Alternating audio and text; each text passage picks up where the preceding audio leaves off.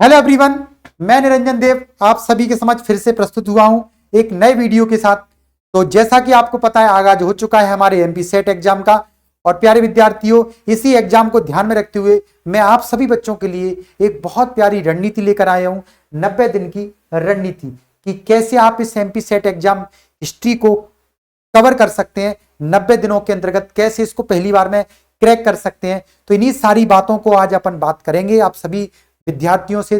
तो मेरे साथ जुड़ जाइए, पेन कॉपी लेके बैठिए, क्योंकि आपका ये एग्जाम इस बार बहुत इंपॉर्टेंट एग्जाम होने वाला है। क्योंकि हम बहुत टाइम से इंतजार कर रहे थे कि एमपी सेट का एग्जाम होगा या नहीं होगा, लेकिन बच्चों एमपीपीएससी ने आगाज कर दिया है। जैसा कि आपको पता है, मेरे इस कोर्स को भी मैंने लॉन्च कर दिया है। जो विद्यार्थी मेरे साथ एक निरंतरता के साथ पढ़ना चाहते हैं, पहली बार में सफल होना चाहते हैं, तो मेरे साथ इस कोर्स के साथ जुड़ जाइए। मेरा ये कोर्स लॉन्च हो चुका है और इस कोर्स की बहुत सारे की फीचर्स हैं, मैं आपको बता देता हूं एक बार फटाफट से। सबसे पहली बात तो लाइव सेशन रहेंगे। लाइव सेशन आपको यहां से कंप्लीटली मिलेंगे, रेगुलर हमारी क्लासेस चलेंगी। इसके अलावा रिकॉर्डेड क्लासेस रहेंगी, यानी आपको कई जो स्टूडेंट्स हैं या कई जो वर्किंग पर्सन है वो नहीं देख पाते लाइव सेशन, तो वो रिकॉर्डेड क्लासेस भी देख सकते हैं। ठीक है, इसके अलावा बहुत अच्छे से नोट्स और टेस्ट हमारे यहाँ पे आपको आयोजित करवाए जाएंगे, तो आपको नोट्स भी मिलेंगे और साथ साथ आपको unit wise of full length test आपको दिए जाएंगे। ठीक है, प्रैक्टिस और स्टडी मटेरियल पूरा मिलेगा, यानी प्रॉपर तरीके से आपको स्टडी मटेरियल मिलेगा। प्रैक्टिस कैसे करनी है ना, हमारी एक्सपर्ट फैकल्टीज हैं जो सभी नेट जीआरएफ क्वालिफाइड है, इवन जो है पीएचडी स्कॉलर्स भी हैं। तो नो डाउट कोई दिक्कत नहीं है आपको। और साथ ही साथ हमारे सारे सब्जेक्ट्स की यहाँ पर क्लासेस आपको मिल जाएंगी। 12 महीनों की वैलिडिटी है, यानी 1 ईयर की इस कोर्स की वैलिडिटी रहेगी।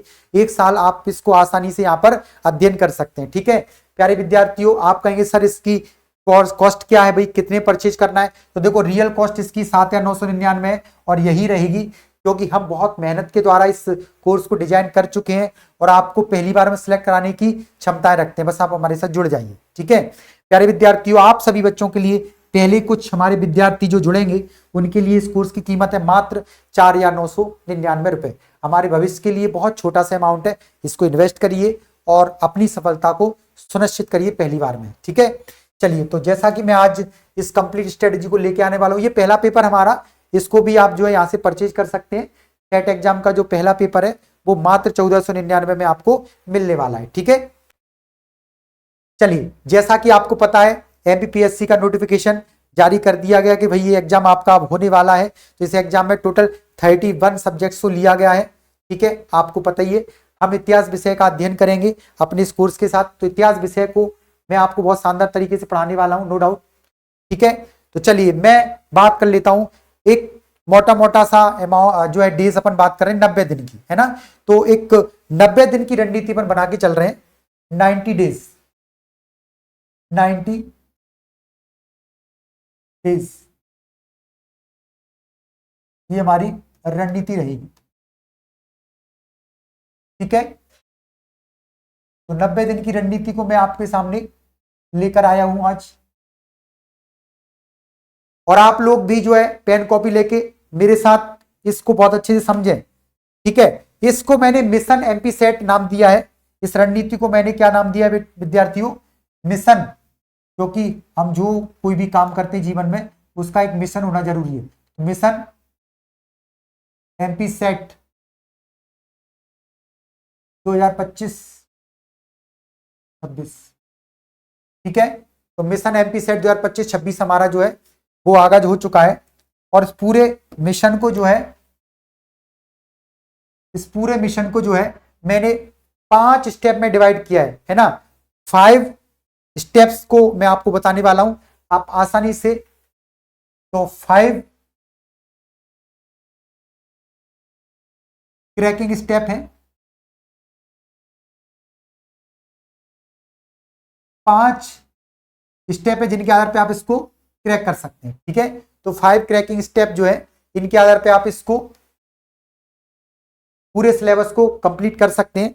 ठीक है, तो देखो हमारे पास टोटल 90 डेज है।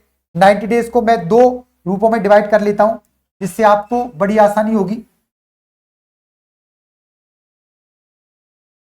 90 डेज, जिसमें से पहले मैं 60 डेज ले रहा हूं।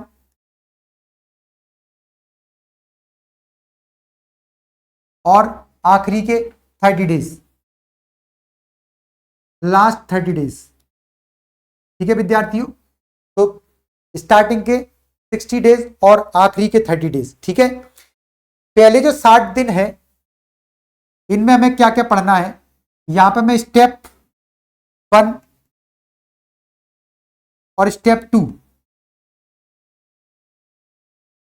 आखिरी के जो और प्रारंभिक जो है जो डेज है उनको मैंने दो भागों में डिवाइड कर दिया है, जिससे आपको पढ़ने में बड़ी आसानी होगी। तो स्टेप 1 में मैंने 2 स्टेप बना दिए हैं 60 डेज में। स्टेप 1 में आपको क्या करना है, ये बड़ा स्टेप है हमारा, यहां पे सिलेबस को कंप्लीट करना है। सिलेबस कंप्लीट, हमारा सिलेबस कंप्लीट करना है हमें इन 60 दिन में। स्टेप 1 हमारा क्या रहेगा, सबसे पहला काम रहेगा कि हम इस पूरे सिलेबस को एक पूरी नजर के साथ पढ़ लें, अच्छे से उसका बहुत अच्छे से अध्ययन कर लें।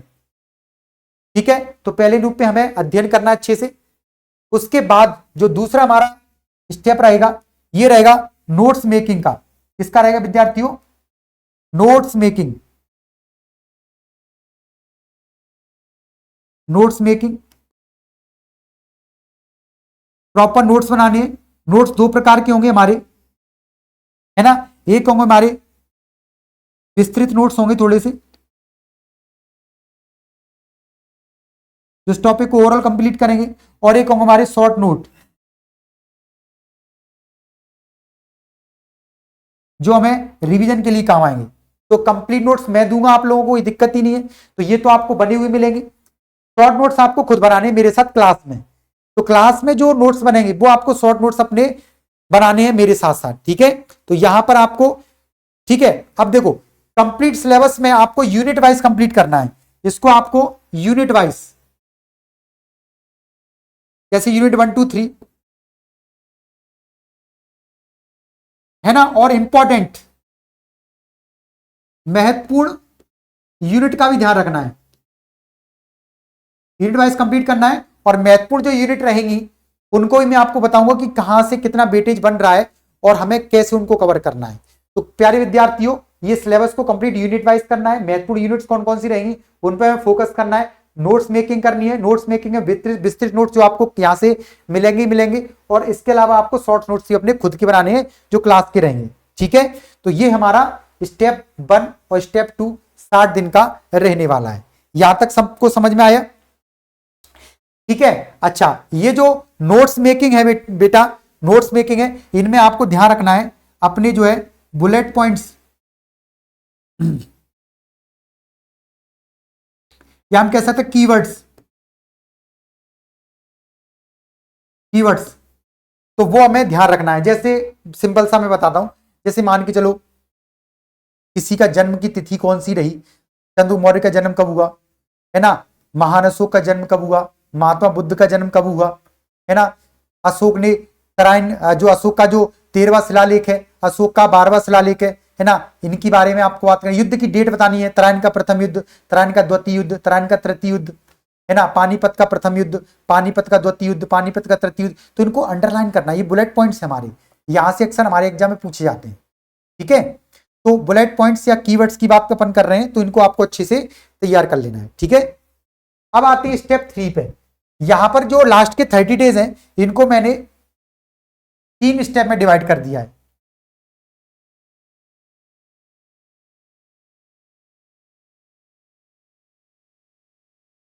स्टेप 3,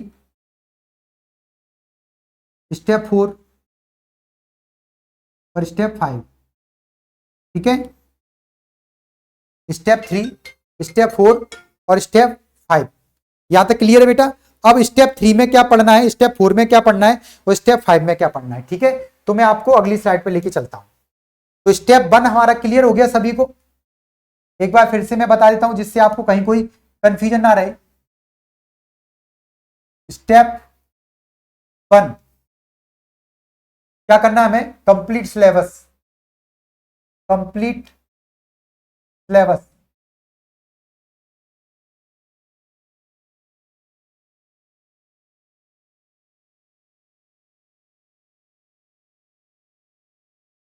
कंप्लीट सिलेबस करना है।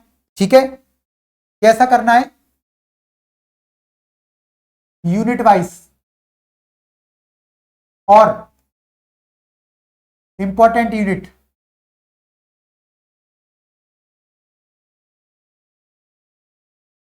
का भी ध्यान रखना है। ठीक है, तो हमारा जो पहला स्टेप रहेगा वो पूरा यूनिट वाइज रहेगा। फिर मैंने आपको बताया step two, step two, step two में क्या करना है बेटा, हमें करना है notes making, notes making. Notes making मैंने आपको बताया एक विस्तृत नोट रहेंगे जो टॉपिक को सारी डायमेंशन में कवर करेंगे, और दूसरा मैंने आपको बताया क्या बेटा, शॉर्ट नोट, शॉर्ट नोट्स है ना, हाईलाइट करना है, इनमें हाईलाइट करनी है चीजें, बुलेट पॉइंट लिखने है इसमें। ये मैं आपको बताऊंगा इनका तरीका क्या रहता है बनाने का। ठीक है, कीवर्ड्स, ये सब इसमें हमें ध्यान रखना है। ठीक है, तो ये हमारा स्टेप 1 और स्टेप 2, ये हमारा कितने दिन का प्लान रहेगा, ये 60 डेज का प्लान है। पहले 60 दिन में हमें ये चीजें कवर कर लेनी है। ठीक है, अब आते हैं लास्ट के 30 डेज, सेकंड स्टेप में, स्टेप 1 और स्टेप 2। अब हमारा स्टेप 3,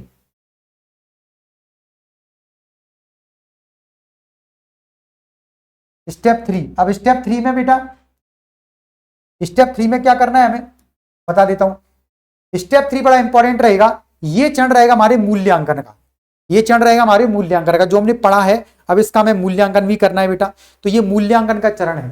ठीक है, इस मूल्यांकन के चरण में मैं आपसे बात करूं तो यहां पर सबसे पहले हमें क्वेश्चंस लगाने हैं, यानी कुल मिलाकर यहां पे प्रश्न लगाना है, प्रश्न लगाना है बेटा।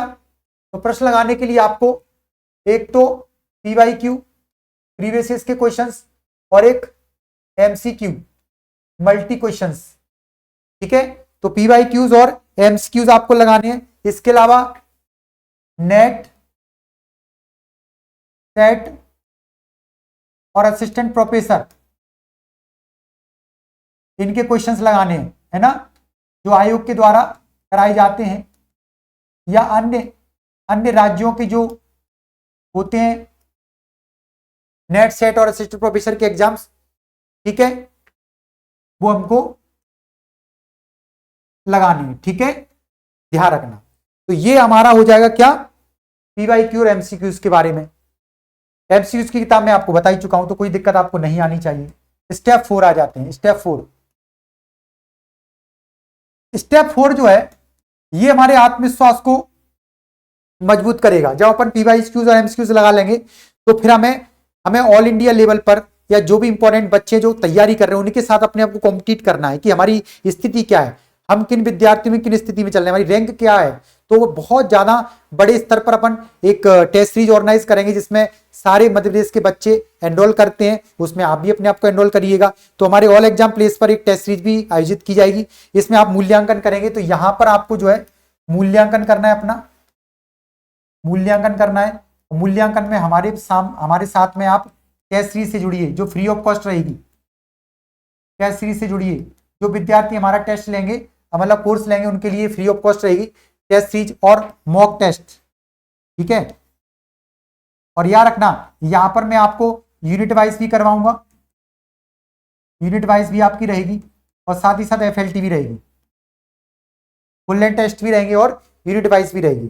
ठीक है, तो ये आपको यहां पर मूल्यांकन होगा आपका। और आखिरी जो हमारा चरण रहेगा स्टेप नंबर 5, आखिरी चरण जो है ये बड़ा महत्वपूर्ण है, जो विद्यार्थी छोड़ देते हैं और सफलता उनकी कहीं ना कहीं होते होते रुक जाती है। तो अगर आपने आखिरी चरण को फॉलो नहीं किया तो ये पूरे की पूरी मेहनत आपकी बर्बाद हो सकती है। इस पूरी मेहनत का सही लाभ लेना है तो आपको आखिरी चरण पे जाना है, जिसको मैं कहता हूं final round. Final round, final round. इस फाइनल राउंड में क्या है, इस फाइनल राउंड में रिवीजन, आप जो पढ़ रहे हैं आप 10 दिन बाद भूल जाते हैं। आप कितना भी अच्छा पढ़ लो, आप चीजों को साथ साथ भूलेंगे भी। तो रिवीजन प्लस निरंतरता कंटिन्यूटी के साथ आपको रिवीजन करना है। आपके अंदर कंसिस्टेंसी होनी चाहिए, आपके अंदर एक जुनून होना चाहिए कि मुझे इस एग्जाम को निकालना है, ये मेरे अंतिम जन्म मरण का प्रश्न है, इसको जन्म मरण का प्रश्न बना लो अपना, ये नहीं तो कुछ भी नहीं। प्यारे विद्यार्थियों, ऐसे पूरी ध्येय के साथ लगना पड़ेगा, है ना।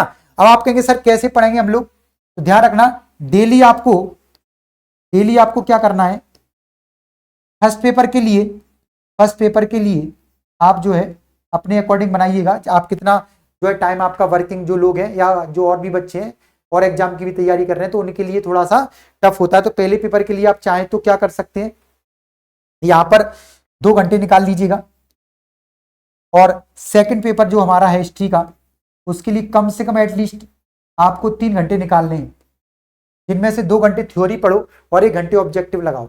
ठीक है, तो 3 घंटे में से 2 घंटे आपको क्या करना है, थ्योरी पढ़ना है, और 1 घंटा आपको एमसीक्यूज या टेस्ट लगाना है, प्रैक्टिस करनी है। ठीक है, तो ये काम आपको करना होगा। तो इस प्रकार से आपको 5 घंटे का एक ओवरऑल रिवीजन करते हुए अपने आगे बढ़ना है। ठीक है विद्यार्थियों, तो ये पूरा का पूरा 90 दिन की रणनीति मैंने आपके सामने रख दी है। मैंने आपको सोर्स भी बता दिए, लास्ट वीडियो आप मेरा देख लीजिएगा प्लेलिस्ट में, जिसमें सोर्स भी बताए हैं। अब इंपॉर्टेंट बात यह है, इतिहास विषय जो है इसको मैं आपको और आसान बना देता हूं। इतिहास विषय को पढ़ने का तरीका मैं बताता हूं। ठीक है, इतिहास विषय को पढ़ने का तरीका मैं बताता हूं। बहुत सिंपल सी बात है, जो हमारा इतिहास विषय है आप इसको कई तरीके से पढ़ सकते हैं, लेकिन एग्जाम का तरीका बड़ा अच्छा है। एग्जाम निकालना है तो स्लॉट बनाओ, अपनी स्लॉट बनाओ। मैं कुछ स्लॉट बना के बता रहा हूं, जैसे मान के लो प्राचीन भारत की तरफ आप आ रहे हैं, प्राचीन भारत। ठीक है, तो प्राचीन भारत में कुछ वंश हैं, प्राचीन भारत के कुछ वंश हैं, जैसे मौर्य वंश है, बड़े बड़े वंश बता रहा हूं मैं, जैसे हमारा कौन सा है, मौर्य वंश है। ठीक है, हमारा इसके अलावा जो है आपका गुप्त वंश है। ठीक है, वर्धन वंश है। इसके अलावा छोटे छोटे वंश भी रहे, सातवाहन वंश है, तुंग वंश है, ये छोटे छोटे वंश रहे।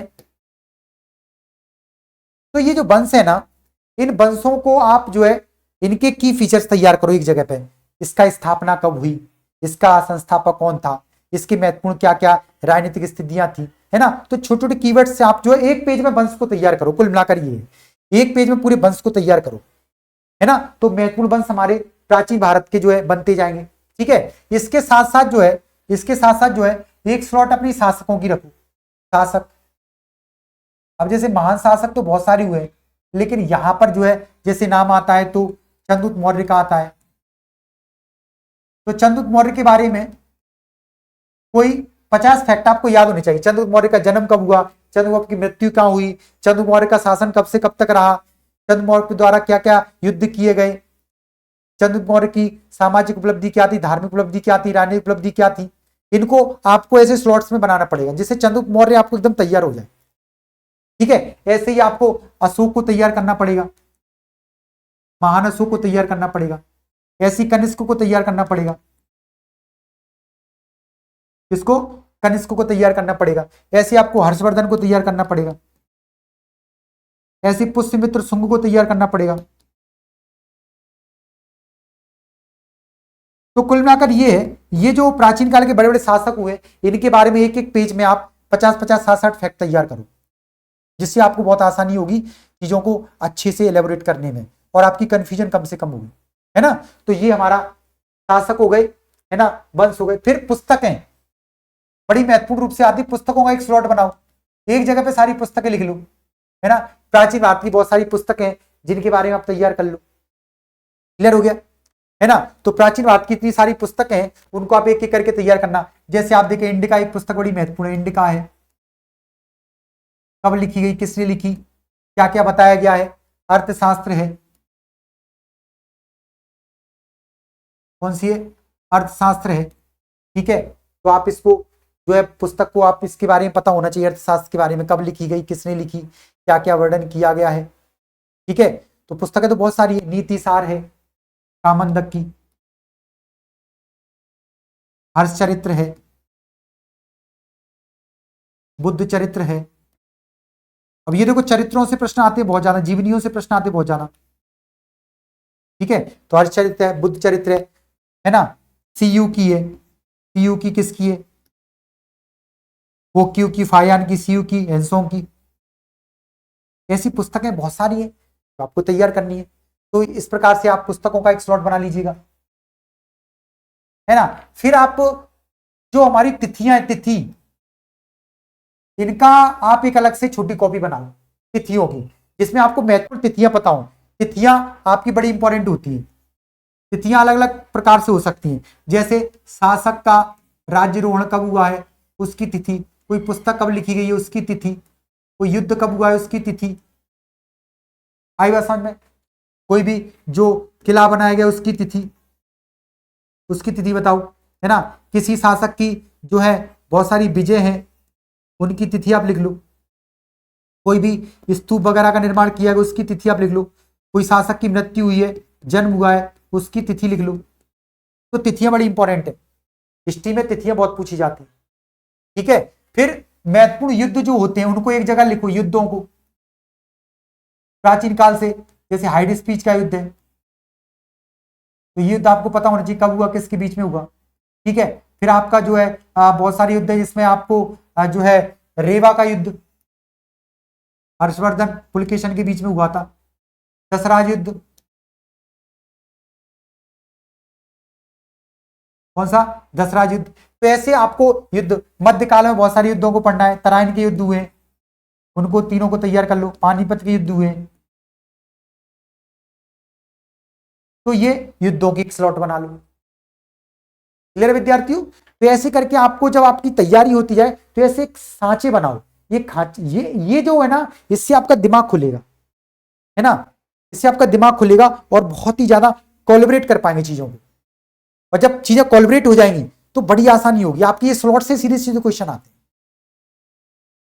तो मैं इस प्रकार से आपको पढ़ाने वाला हूं, है ना। अपने नोट्स बनाने का तरीका भी मैं आपको बताऊंगा। हमारे पढ़ने का तरीका बड़ा आसान होगा, है ना। अपन नोट्स बनाएंगे बहुत ही फीचर्स के बाद बनाएंगे। जैसे मैं आपको एक छोटा सा सिंबल बता, जैसे कोई शासक है, कोई भी शासक है, तो शासक के बारे में सबसे पहले अपन जाने उसका एक परिचय, जाने कि वो शासक क्या है, कहां पर पैदा हुआ, है ना। उसके जो है माता पिता का नाम क्या है, उसकी मृत्यु कब हुई, उसका जन्म कब हुआ, वो किस लिए जाना था, किस काल का है, किस वंश का है। ये पूरा एक इंट्रोडक्शन होता है, ये पता हो, यहीं से क्वेश्चन बन जाते हैं हमारे।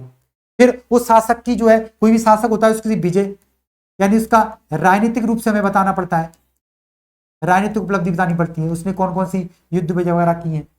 अगर उसने कोई भी धार्मिक रूप से कार्य किया है तो धार्मिक रूप से उसकी चीजें बतानी है ना। उसके समय पे जो है उसकी आर्थिक उपलब्धि वगैरह क्या रही है, कोई मुद्रा वगैरह चलवाई है ना, कोई व्यापार के लिए कार्य किया है ना, इस पे काम आपको करना होगा। फिर उसके बाद में उसके मूल्यांकन के बारे में थोड़ा पता होना चाहिए, ये शासक क्यों जाना जाता है, इसकी आलोचना क्या रही, इसकी उपलब्धि क्या रही, ठीक है। ऐसे उसके सारे आयामों को आपको टच करना होगा, तब जाकर एक कंप्लीट शासक हमारा तैयार हो जाएगा, ठीक है। और सबसे इंपॉर्टेंट बात होती है, कोई भी शासक होता है उसके सोर्स यानी उसकी जानकारी कहां से मिलती है। आजकल ये बहुत प्रश्न आ रहा है, उसकी जानकारी के कोई मुद्रा हो सकती है ना, मुद्रा हो सकती है, कोई शिलालेख या कोई अभिलेख हो सकता है, कोई ताम्रपत्र हो सकता है,